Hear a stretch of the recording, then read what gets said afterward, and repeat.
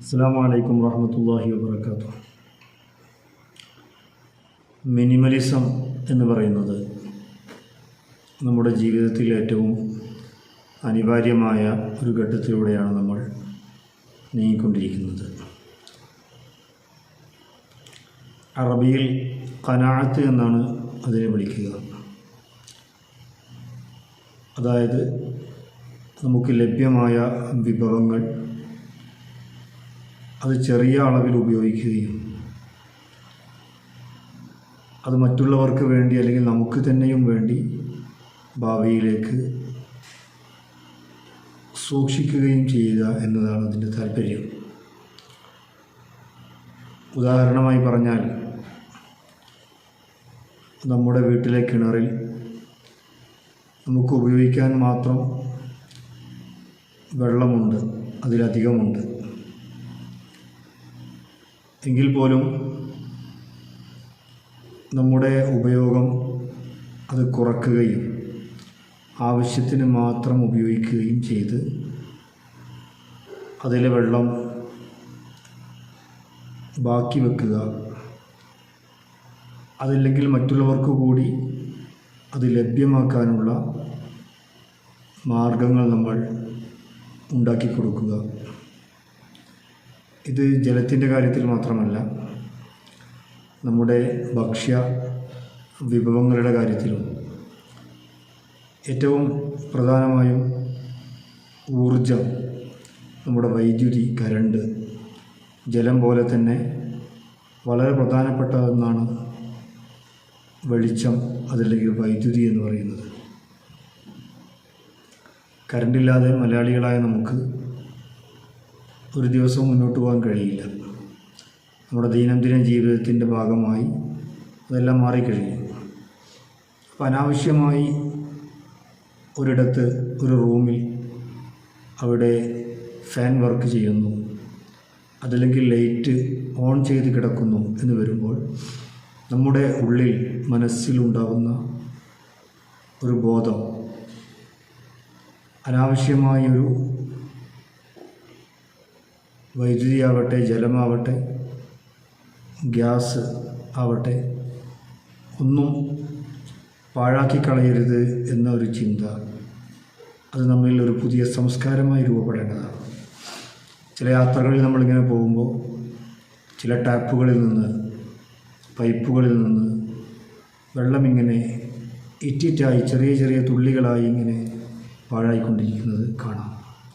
അവിടെ നമുക്ക് നമ്മുടെ ഉള്ളിൽ ഉണ്ടാകുന്ന ഒരു പിടച്ചിൽ, ഒരു കുറ്റബോധം, അതിൽ നിന്നാണ് നമ്മൾ അവിടെ ആ ജലം പാഴായിക്കൊണ്ടിരിക്കുന്നത് തടയാനുള്ള മാർഗത്തെക്കുറിച്ച് നമ്മൾ അന്വേഷിക്കുന്നത്. ഹബീബായ മുത്തുനബി സ്വല്ലല്ലാഹു അലൈഹി വസല്ലമ തങ്ങൾ ഈമാൻ എന്ന് പറയുന്ന വിശ്വാസത്തെ അതിനൊരുപാട് പാർട്ടുകളായി വിഭജിച്ചിട്ടുണ്ട്. അതിലേറ്റവും അഫ്ളൽ, ശ്രേഷ്ഠമായത് ലാ ഇലാഹ ഇല്ലല്ലാഹയാണെങ്കിൽ അതിലേറ്റവും താഴെയുള്ളത് എല്ലാവർക്കും സഞ്ചാര സൗകര്യം ഒരുക്കി കൊടുക്കുക എന്നുള്ളതാണ്. നമ്മൾ നടന്നു പോകുന്ന വഴിയിൽ കാണുന്ന ഒരു മുള്ള്, അതല്ലെങ്കിൽ ഒരു കല്ല്, അതല്ലെങ്കിൽ എന്തെങ്കിലും ഒരു തടസ്സം, അത് കാണുമ്പോഴേക്കും നമ്മുടെ ഉള്ളിലുണ്ടാകേണ്ട ഒരു സാമൂഹിക ബോധം, എൻ്റെ പിറകെ സഞ്ചരിക്കാനിരിക്കുന്ന ഞാൻ അറിയാത്ത ഒരാൾക്ക് എൻ്റെ ശ്രദ്ധയിൽപ്പെട്ട ഈ ഒരു തടസ്സം കൊണ്ട് ഒരു അപകടം പിണയാൻ പാടില്ല എന്നതാണ്. അവിടെ ഈമാനിൻ്റെ ഭാഗമായിട്ടാണ് വിശുദ്ധ ഇസ്ലാം ഇതിനെ പഠിപ്പിക്കുന്നത്. ഇതുപോലെ തന്നെയാണ് എല്ലാം. നമ്മൾ ജീവിക്കുന്ന, ഇടപഴകുന്ന, യാത്ര ചെയ്യുന്ന, സഞ്ചരിക്കുന്ന എല്ലാ ഇടങ്ങളിലും ഇങ്ങനെ മറ്റാരുടെയോ അശ്രദ്ധ കൊണ്ട് സംഭവിക്കുന്ന ഊർജനഷ്ടങ്ങൾ, വിഭവനഷ്ടങ്ങൾ, ജലത്തിൻ്റെ അനാവശ്യമായ ഉപയോഗങ്ങൾ, ഇങ്ങനെ പലതും നമ്മൾ കാണുമ്പോൾ അവിടെയൊക്കെ സ്വയം സന്നദ്ധനായി ആ വിഭവത്തെ പിടിച്ചു വെക്കുക, ആ വിഭവത്തെ, ഊർജത്തെ അടുത്ത ടൈമിൽ കടന്നു വരുന്നവർക്ക് വേണ്ടി ബാക്കിയാക്കുക എന്നുള്ളത് അതൊരു ഉയർന്ന സാമൂഹിക ബോധത്തിൽ നിന്നും ഉണ്ടാകുന്ന ഒരു വിചാരമാണ്.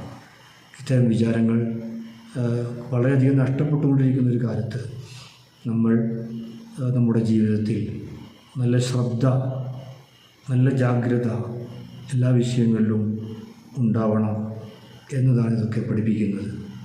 അപ്പോൾ നമ്മൾ പറഞ്ഞു വരുന്നത്, ഇപ്പോൾ കൂടുതൽ ജീവിത ചെലവുകൾ വർദ്ധിച്ച കാലമാണ്. വെള്ളം കാശ് കൊടുത്ത് വാങ്ങേണ്ട ഒരവസ്ഥയാണ് അല്ലേ? എത്ര കാശുകളാണ്. നമ്മളൊരു കോഴിക്കോടേക്കൊരു യാത്ര ചെയ്യുമ്പോൾ, അതല്ലെങ്കിൽ മറ്റൊരു സ്ഥലത്തേക്ക് യാത്ര ചെയ്യുമ്പോൾ എത്ര ബോട്ടിൽ വെള്ളങ്ങളാണ് മനുഷ്യൻ കുടിച്ചുകൊണ്ടിരിക്കുന്നത്. അവർ സ്വന്തം വീട്ടിൽ വെള്ളമുണ്ട്, ആ വെള്ളം ഒരു ബോട്ടിൽ എടുക്കണം എന്നൊരു വിചാരത്തിലേക്ക് നമ്മൾ വരുന്നില്ല. അപ്പോൾ നമ്മൾ അറിയാതെ ഒരുപാട് കാശുകൾ നഷ്ടപ്പെട്ടുകൊണ്ടിരിക്കുന്നു. ഇവിടെ ഒരു കുപ്പി വെള്ളം വാങ്ങുമ്പോൾ ആ കുപ്പി പിന്നെ വെള്ളം കുടിച്ചു കഴിഞ്ഞാൽ അത് വലിച്ചെറിയുകയാണ്. അത് വീണ്ടും ഒരു ഭാരമായി നമ്മുടെ ഈ പ്രകൃതിക്ക് മാറുന്നു, ഭൂമിക്ക് മാറുന്നു. ഈ ഭൂമിയിൽ ജീവിക്കുന്ന എത്രയോ ചരാചരങ്ങളെ അത് ബാധിക്കുന്നു എന്നൊരു വിചാരത്തിലേക്കൊന്നും ഒരാൾക്ക് പോകാൻ കഴിയുന്നില്ല എന്നത് അയാളുടെ കുറവാണ്, അയാളുടെ ചിന്തയുടെ, അയാളുടെ ആലോചനയുടെ കുറവാണ്. അപ്പോൾ നമ്മുടെ ഒരു ഇടപെടൽ, നമ്മുടെ ഒരു നീക്കം, നമ്മുടെ ഒരു അനക്കം അത് മറ്റുള്ളവരെ എങ്ങനെ ബാധിക്കും എന്നുള്ളത് ഒരു ചർച്ചയും ചെയ്യപ്പെടാത്തൊരു ലോകത്ത് ഇതൊരു രാഷ്ട്രത്തിൽ ജീവിക്കുന്ന ജനങ്ങളുടെ, ഈ പ്രകൃതിയിൽ ജീവിക്കുന്ന ചരാചരങ്ങളുടെ ഒക്കെ അവരുടെ ജീവിതത്തേക്ക് ബന്ധിക്കുന്ന വിഷയങ്ങളായി ഉയർന്നു വരേണ്ടതുണ്ട്.